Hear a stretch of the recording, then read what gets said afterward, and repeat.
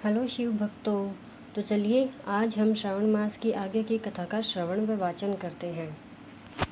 आज की कथा है की महिमा षडलिंग स्वरूप प्रणव का महात्म्य, उसके सूक्ष्म रूप ओमकार और स्थूल रूप पंचाक्षर मंत्र का विवेचन, इसके जप की विधि एवं महिमा, कार्य ब्रह्मा के लोकों से लेकर कारण रुद्र के लोकों तक का विवेचन करके कालातीत पंचावरण विशिष्ट शिवलोक के अनिर्वचनीय वैभव का निरूपण तथा शिव भक्तों के सत्कार की महत्ता।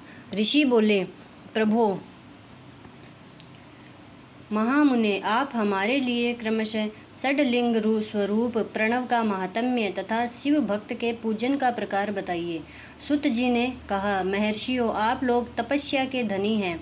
आपने यह बड़ा सुंदर प्रश्न उपस्थित किया है, किंतु इसका ठीक उत्तर महादेव जी ही जानते हैं, दूसरा कोई नहीं। तथापि भगवान शिव की कृपा से ही मैं इस विषय का वर्णन करूंगा। वे भगवान शिव हमारी और आप लोगों की रक्षा का भार बारंबार स्वयं ही ग्रहण करें। प्रनाम है प्रकृति से उत्पन्न संसार रूपी महासागर का प्रणव, इससे पार करने के लिए दूसरी नाव है, इसलिए इस ओंकार को प्रणव की संज्ञा देते हैं। ओंकार अपने जप करने वाले साधकों से कहता है, प्रपंच नहीं है वह तुम लोगों के लिए। अतः इस भाव को लेकर भी ज्ञानी पुरुष ओम को प्रणव नाम से जानते हैं। इसका दूसरा भाव यो है, प्रकर्षेण नयेत व युष्मान मोक्षम इति वा प्रणव, अर्थात यह तुम सब उपासकों को बलपूर्वक मोक्ष तक पहुंचा देगा। इस अभिप्राय से भी इसे ऋषि मुनि प्रणव कहते हैं। अपना जप करने वाले योगियों के तथा अपने मंत्र की पूजा करने वाले उपासक के समस्त कर्मों का नाश करके यह दिव्य नूतन ज्ञान देता है, इसलिए भी इसका नाम प्रणव है। उन माया रहित महेश्वर को ही नव अर्थात नूतन कहते हैं। वे परमात्मा प्रकृष्ट रूप से नव अर्थात शुद्ध स्वरूप है, इसलिए प्रणव कहलाते हैं। प्रणव साधक को नव अर्थात नवीन कर देता है, इसलिए भी विद्वान पुरुष उसे प्रणव के नाम से जानते हैं। अथवा प्रकृष्ट रूप से नव दिव्य परमात्म ज्ञान प्रकट करता है, इसलिए वह प्रणव है।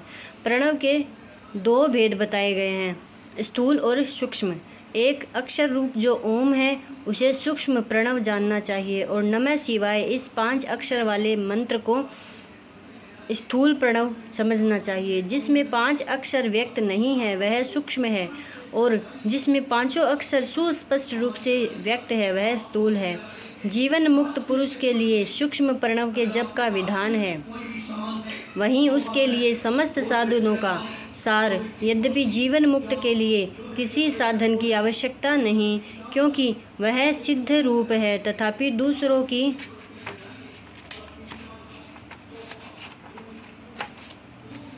दृष्टि में जब तक उसका शरीर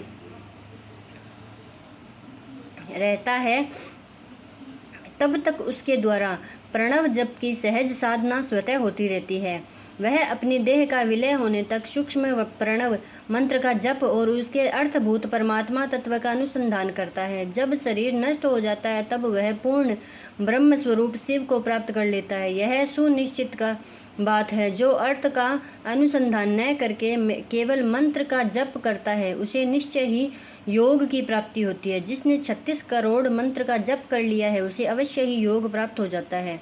सूक्ष्म प्रणव के भी ह्रस्व और दीर्घ के भेद से 2 रूप जानने चाहिए, अकार उकार मकार, बिंदु नाद शब्द, काल और कला। इनसे युक्त जो प्रणव है उसे दीर्घ प्रणव कहते हैं।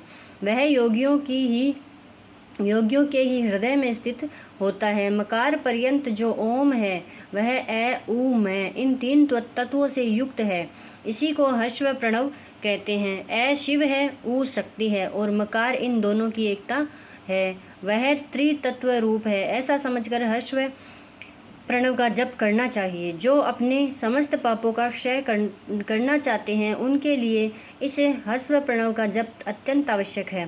पृथ्वी, जल, तेज, वायु और आकाश, ये 5 भूत तथा शब्द, स्पर्श आदि इनके 5 विषय ये सब मिलकर 10 वस्तुएं मनुष्यों की कामना के विषय हैं।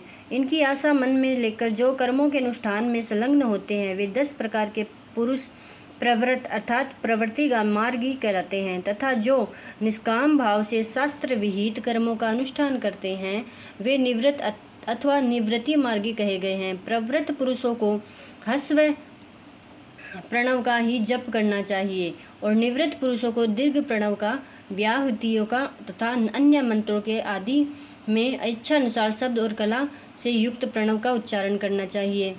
वेद के आदि में और दोनों संध्याओं की उपासना के समय भी ओंकार का उच्चारण करना चाहिए। प्रणव का 9 करोड़ जप करने से मनुष्य शुद्ध हो जाता है, फिर 9 करोड़ का जप करने से वह पृथ्वी तत्व पर विजय पा लेता है। तत्पश्चात पुनः 9 करोड़ का जप करके वह जल तत्व को जीत लेता है। पुनः 9 करोड़ जप से अग्नि तत्व पर विजय पाता है। तदंतर फिर 9 करोड़ का जप करके वह वायु तत्व पर विजयी होता है। फिर 9 करोड़ के जप से आकाश को अपने अधिकार में कर लेता है। इसी प्रकार 9 करोड़ का जप करके वह क्रमशः गंध, रस, रूप, स्पर्श और शब्द पर विजय पाता है। इसके बाद फिर 9 करोड़ का जप करके अहंकार को भी जीत लेता है।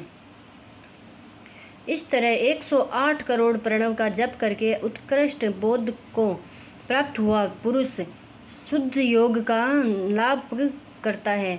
शुद्ध योग से युक्त होने पर वह जीवन मुक्त हो जाता है, इसमें संशय नहीं है। सदा प्रणव का जप और प्रणव रूपी शिव का ध्यान करते करते समाधि में स्थित हुआ महायोगी पुरुष साक्षात शिव ही है, इसमें संशय नहीं है। पहले अपने शरीर में प्रणव के ऋषि, छंद और देवता आदि का न्यास करके फिर जप आरंभ करना चाहिए।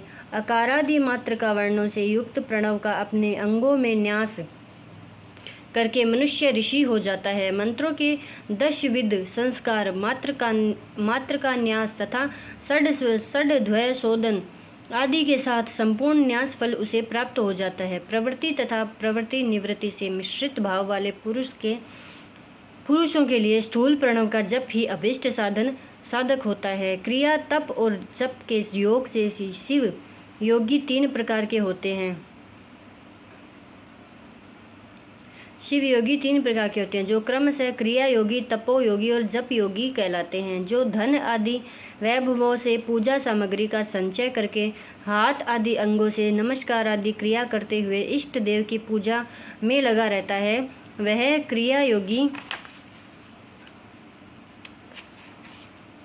कहलाता है। पूजा में संलग्न रहकर जो परिमित भोजन करता है, ब्रह्म इंद्रियों को जीत कर वश में किए रहता है और मन को भी वश में करके पर द्रोह आदि से दूर रहता है, वह तपो योगी कहलाता है। इन सभी सद्गुणों से युक्त होकर जो सदा शुद्ध भाव से रहता है तथा समस्त काम आदि दोषों से रहित हो शांत चित्त से निरंतर जप किया करता है, उसे महात्मा पुरुष जप योगी मानते हैं। जो मनुष्य 16 प्रकार के उपचारों से शिव योगी महात्माओं की पूजा करता है, वह शुद्ध होकर सालोक्य आदि के क्रम से उत्तरोत्तर उत्कृष्ट मुक्ति को प्राप्त कर लेता है। द्विजों, अब मैं जप योग का वर्णन करता हूँ, तुम सब लोग ध्यान देकर सुनो। तपस्या करने वालों के लिए जप का उपदेश किया गया है, क्योंकि वह जप करते करते अपने आप को सर्वथा शुद्ध निष्पाप कर लेता है। ब्राह्मणों, पहले नमः पद और हो, उसके बाद चतुर्थी विभक्ति में शिव शब्द हो तो तत्वात्मक नमः शिवाय मंत्र होता है। इसे शिव पंचाक्षर कहते हैं। यह स्थूल प्रणव रूप है। इस पंचाक्षर के जप से ही मनुष्य संपूर्ण सिद्धियों को प्राप्त कर लेता है। पंचाक्षर मंत्र के आदि में ओंकार लगाकर ही सदा जप करना चाहिए। द्विजों, गुरु के मुख से पंचाक्षर मंत्र का उपदेश पाकर जहाँ सुखपूर्वक निवास किया जा सके, ऐसी उत्तम भूमि पर महीने के पूर्व पक्ष शुक्ल में प्रतिपदा से आरंभ करके कृष्ण पक्ष की चतुर्दशी तक निरंतर जप करता रहे। माघ और भादों के महीने अपना विशिष्ट महत्व रखते हैं। यह समय सब समयों से उत्तम माना गया है। साधक को चाहिए कि वह प्रतिदिन एक बार परिमित भोजन करे, मौन रहे, इंद्रियों को वश में रखे, अपने स्वामी एवं माता पिता नित्य सेवा करे। इस नियम से रहकर जप करने वाले पुरुष एवं सहस्त्र जप से ही शुद्ध हो जाता है, अन्यथा वह ऋणी होता है। भगवान शिव का निरंतर चिंतन करते हुए पंचाक्षर मंत्र का 5 लाख जप करें। जप काल में इस प्रकार ध्यान करें, कल्याणदाता भगवान शिव कमल के आसन पर विराजमान है। उनका मस्तक श्री गंगा जी तथा चंद्रमा की कला से सुशोभित है। उनकी बाईं जांघ पर आदिशक्ति भगवती उमा बैठी है। वहाँ खड़े हुए बड़े बड़े गण भगवान शिव की शोभा बढ़ा रहे हैं। महादेव जी अपने 4 हाथों में मृग मुद्रा, टंक तथा वर एवं अभय की मुद्राएं धारण किए हुए हैं। इस प्रकार सदा सब पर अनुग्रह करने वाले भगवान सदाशिव का बारंबार स्मरण करते हुए हृदय अथवा सूर्य मंडल में पहले उनकी मानसिक पूजा करके फिर पूर्वाभिमुख हो पूर्वोक्त पंचाक्षरी विद्या का जप करे। उन दिनों साधक सदा शुद्ध कर्म ही करे और दुष्कर्म से बचा रहे। जप की समाप्ति के दिन कृष्ण पक्ष की चतुर्दशी को प्रातः काल नित्य कर्म करके शुद्ध एवं सुंदर स्थान में शौच संतोष आदि नियमों से युक्त हो शुद्ध हृदय से पंचाक्षर मंत्र का 12 सहस्त्र जप करें। तत्पश्चात 5 सपत्नीक ब्राह्मणों का जो श्रेष्ठ एवं शिव भक्त हो वर्ण करें। इनके अतिरिक्त एक श्रेष्ठ आचार्य प्रवर का भी वर्ण करे और उसे सांब सदाशिव का स्वरूप समझे। ईशान तत्पुरुष अघोर वामदेव तथा सघोजात इन पांचों के प्रतीक स्वरूप 5 ही श्रेष्ठ और शिव भक्त ब्राह्मणों का वर्ण करने के पश्चात पूजन सामग्री को एकत्र करके भगवान शिव का पूजन आरंभ करें। विधि पूर्वक शिव की पूजा संपन्न करके होम आरंभ करें। अपने ग्राह्य सूत्र के अनुसार सुखांत कर्म करके अर्थात परिसमूहन, उपलेपन, उल्लेखन, मृद उद्धरण और अभ्युक्षण इन पंचभू संस्कारों के पश्चात वेदी पर स्वाभिमुख अग्नि को स्थापित करके कुश कंडिका के तदंतर प्रज्वलित अंग में अग्नि में आज भागांत आहुति देकर प्रस्तुत होम का कार्य आरंभ करें। कपिला गाय के घी से 11 एवं 101 अथवा 1001 आहुतियाँ स्वयं ही दे अथवा विद्वान पुरुष शिव भक्त ब्राह्मणों से 108 आहुतियाँ दिलाए। होम कर्म समाप्त होने पर गुरु को दक्षिणा के रूप में 1 गाय और बेल के देने के चाहिए। ईशान आदि के प्रतीक रूप जिन 5 ब्राह्मणों का वर्ण किया गया है हो उनको ईशान आदि का स्वरूप ही समझे तथा आचार्य को सांब सदाशिव का स्वरूप माने। इसी भावना के साथ उन सब के चरण धोए और उनके चरणों से अपने मस्तक को सींचे। ऐसा करने से वह साधक अगणित तीर्थों में तत्काल स्नान करने का फल प्राप्त कर लेता है। उन ब्राह्मणों को भक्ति पूर्वक दशांश अन्न देना चाहिए। गुरु पत्नी को पराशक्ति मानकर उनका भी पूजन करें। ईशान आदि क्रम से उन सभी ब्राह्मणों का उत्तम अन्न से पूजन करके अपने वैभव विस्तार के अनुसार रुद्राक्ष वस्त्र, बड़ा और पुआ आदि अर्पित करें। तदंतर दिक्पाल आदि को बलि देकर ब्राह्मणों को भरपूर भोजन कराए। इसके बाद देवेश्वर शिव से प्रार्थना करके अपना जप समाप्त करे। इस प्रकार पुरस्चरण करके मनुष्य उस मंत्र को सिद्ध कर लेता है। फिर 5 लाख जप करने से समस्त पापों का नाश हो जाता है।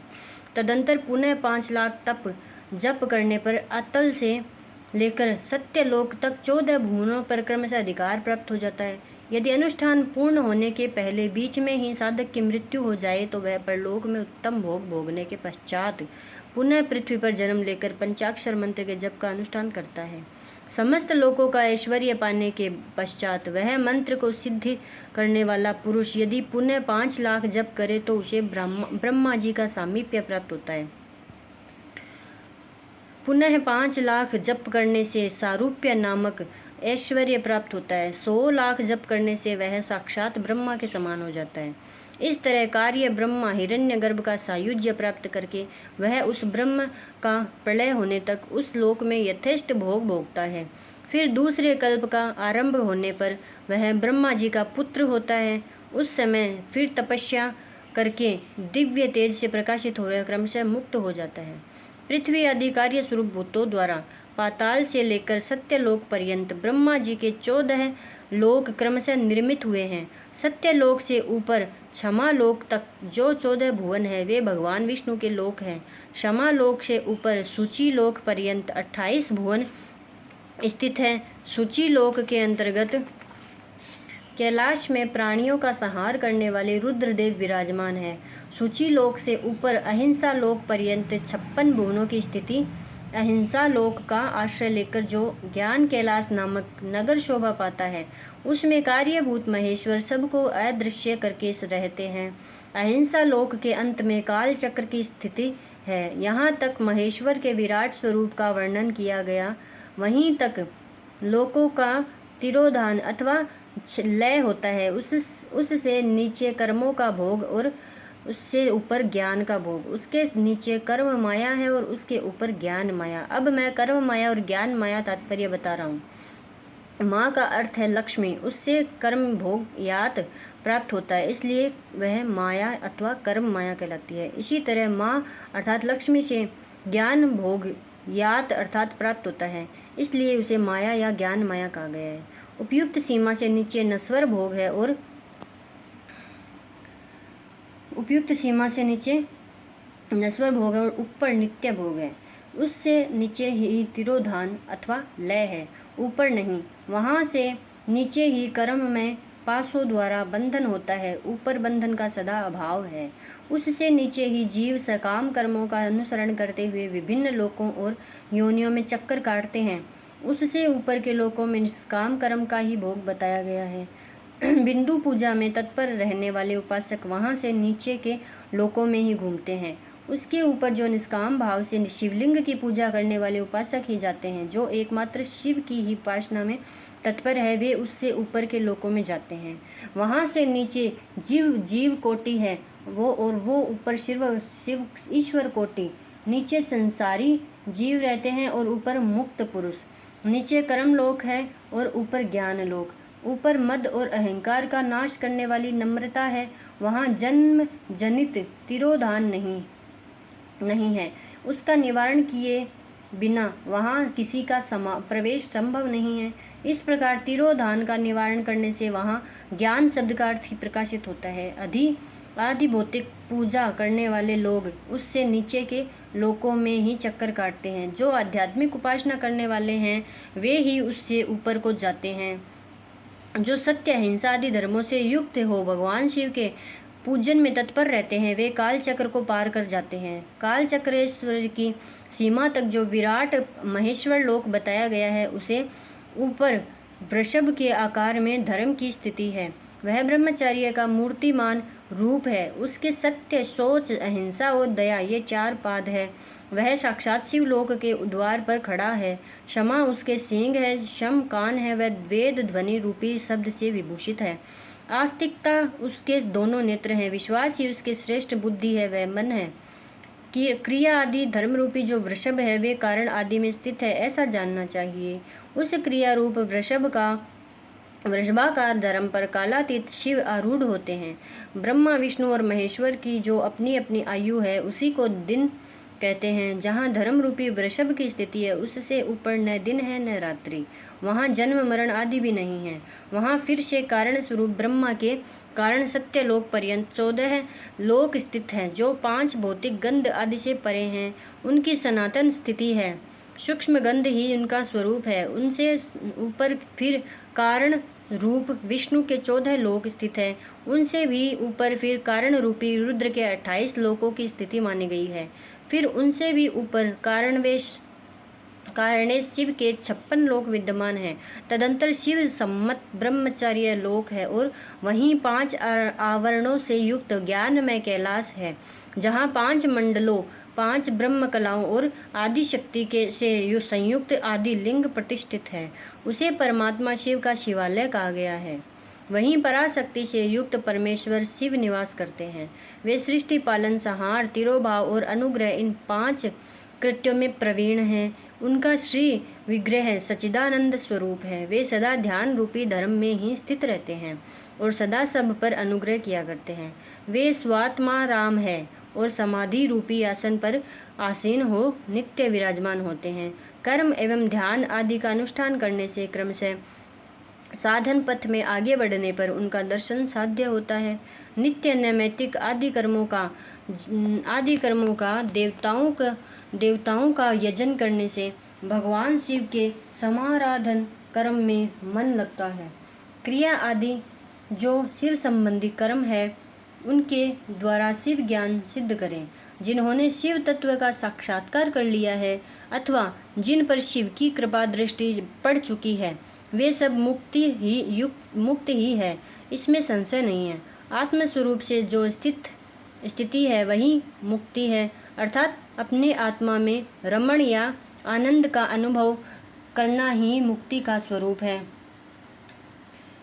जो पुरुष क्रिया, जप, तप, ज्ञान और ध्यान रूपी धर्मों में भली भांति स्थित है वह शिव का साक्षात्कार करके स्वात्मा स्वरूप तत्व रूप का मोक्ष को भी प्राप्त कर लेता है। जैसे सूर्य देव अपनी किरणों से अशुद्धि को दूर कर देते हैं, उसी प्रकार कृपा करने में कुशल भगवान शिव अपने भक्त के अज्ञान को मिटा देते हैं। अज्ञान की निवृत्ति हो जाने पर शिव ज्ञान स्वतः प्रकट हो जाता है। शिव ज्ञान से अपना विशुद्ध स्वरूप आत्मा रामत्व प्राप्त होता है और आत्मा रामत्व की सम्यक सिद्धि हो जाने पर मनुष्य कृत्य हो जाता है। इस तरह यहाँ जो कुछ बताया गया है वह पहले मुझे गुरु परंपरा से प्राप्त हुआ था। तत्पश्चात मैंने पुनः नंदीश्वर के मुख से इस विषय को सुना था। नंदी स्थान से परे जो स्वयं संवेद शिव वैभव है उसका अनुभव केवल भगवान शिव को ही है। साक्षात शिवलोक के उस वैभव का ज्ञान सबको शिव की कृपा से ही हो सकता है, अन्यथा नहीं, ऐसा आस्तिक पुरुषों का कथन है। साधक को चाहिए कि वह 5 लाख जप करने के पश्चात भगवान शिव की प्रसन्नता के लिए महाअभिषेक एवं नैवेद्य निवेदन करके शिव भक्तों का पूजन करे। भक्त की पूजा से भगवान शिव बहुत प्रसन्न होते हैं। शिव और उनके भक्त में कोई भेद नहीं है, वह साक्षात शिव स्वरूप ही है। शिव स्वरूप मंत्र को धारण करके वह शिव ही हो रहता है। शिव भक्त का शरीर शिव रूप ही है, अतः उसकी सेवा में तत्पर रहना चाहिए। जो शिव के भक्त हैं वे लोग और वेद की सारी क्रियाओं को जानते हैं। जो क्रमशः जितना शिव मंत्र का जप कर लेता है उसके शरीर को उतना शिव का सामीप्य प्राप्त हो जाता है, इसमें संशय नहीं है। शिव भक्त स्त्री का रूप देवी पार्वती का ही स्वरूप है। वह जितना मंत्र जपती है उसे उतना ही देवी का सानिध्य प्राप्त हो जाता है। साधक स्वयं शिव स्वरूप होकर पराशक्ति का पूजन करे। शक्ति वैर तथा लिंग का चित्र बनाकर अथवा मिट्टी आदि से इनकी आकृति का निर्माण करके प्राण प्रतिष्ठा पूर्वक निष्कपट भाव से इनका पूजन करे। शिवलिंग को शिव मानकर अपने को शक्ति रूप समझकर, शक्ति लिंग को देवी मानकर और अपने को शिव रूप समझकर, शिवलिंग को नाद रूप तथा शक्ति को बिंदु रूप मानकर परस्पर सटे हुए शक्ति लिंग और शिवलिंग के प्रति उप प्रधान और प्रधान की भावना रखते हुए जो शिव और शक्ति का पूजन करता है वह मूल रूप की भावना करने के कारण शिव रूप ही है। शिव भक्त शिव मंत्र रूप होने के कारण शिव के ही स्वरूप है। जो 16 उपचारों से उनकी पूजा करता है उसे अभीष्ट वस्तु की प्राप्ति होती है। जो शिवलिंगोपासक शिव भक्त की सेवा आदि करके उसे आनंद प्रदान करता है उस विद्वान पर भगवान शिव बड़े प्रसन्न होते हैं। 5, 10 या 100 सपत्नी शिव भक्तों को बुलाकर भोजन आदि के द्वारा पत्नी सहित उनका सदैव समादर करें। धन में, देह में और मंत्र में शिव भावना रखते हुए उन्हें शिव और शक्ति का स्वरूप जानकर निष्कपट भाव से उनकी पूजा करें। ऐसा करने वाला पुरुष इस भूतल पर फिर जन्म नहीं लेता। तो आज हमने भगवान शिव की पूजा का, उनके जप का और उनकी पूजा की विधि कैसे होती है उन सब के बारे में जाना और भगवान शिव की पूजा से क्या हमें मिलता है और उनके धाम में हमें कैसे उनके चरणों में जगह मिलती है उस सब का इस अध्याय में आज हमें पता चला है। ओम शिव। धन्यवाद।